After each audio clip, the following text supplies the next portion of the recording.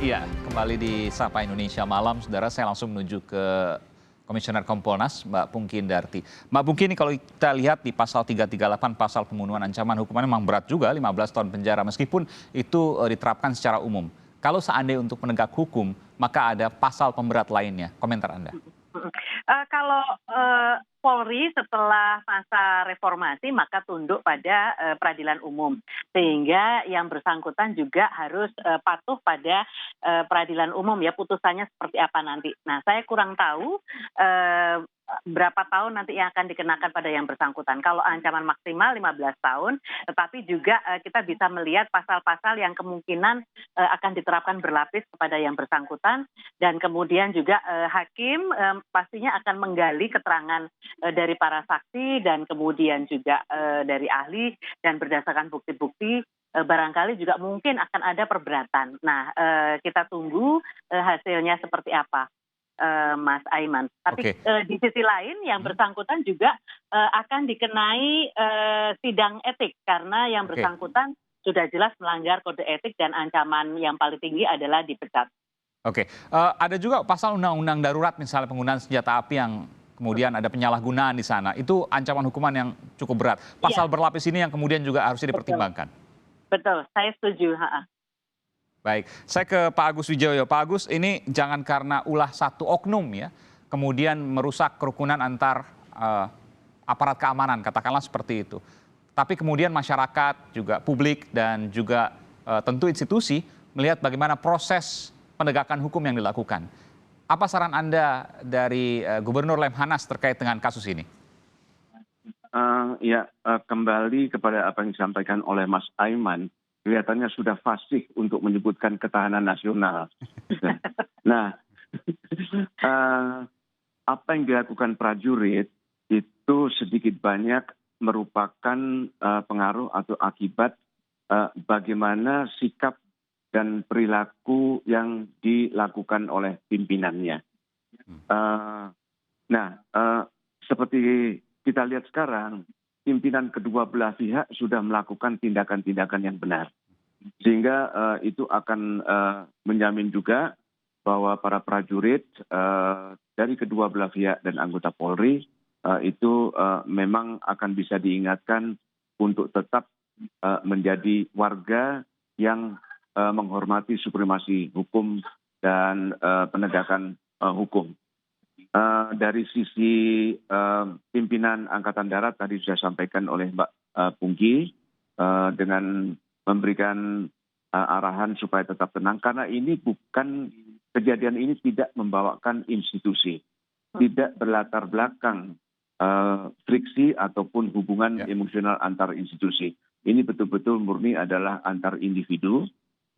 Kemudian juga dari pihak Polri saya menyampaikan penghargaan sikap cepat dari Kapolda Metro Jaya untuk mengambil tanggung jawab dan segera untuk menindak sesuai dengan peraturan perundang-undangan yang berlaku.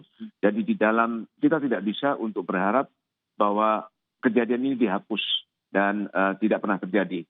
Kita juga tidak bisa berharap semua kejadian itu berlangsung secara sempurna seperti apa yang kita inginkan. Yang kita apresiasi adalah kalau sampai terjadi hal-hal yang tidak kita inginkan, bagaimana reaksi pejabat-pejabat yang berwenang. Dan dalam hal ini pimpinan Polri, khususnya Kapolda dan pimpinan Angkatan Darat telah menempatkan diri pada posisi yang benar untuk bisa mengendalikan anggotanya masing-masing. Baik, ini juga merupakan tantangan juga bagi Kapolri yang baru, Jenderal Polisi Listio Sigit, dengan konsep presisi. Dari bahasa terakhir disebutkan transparansi berkeadilan. Apa yang diharapkan transparansi berkeadilan, Mbak Pungki, dalam kasus ini?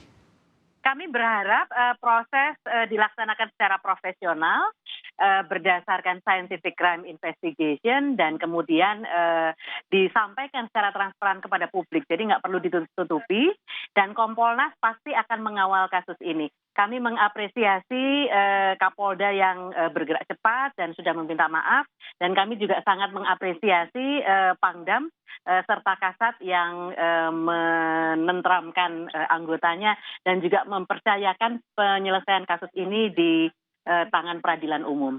Oke, terakhir Pak Agus Wijoyo, kita bicara soal ini satuan-satuan yang ada di TNI, satuan-satuan kemudian juga yang ada di Polri misalnya, pimpinan-pimpinan.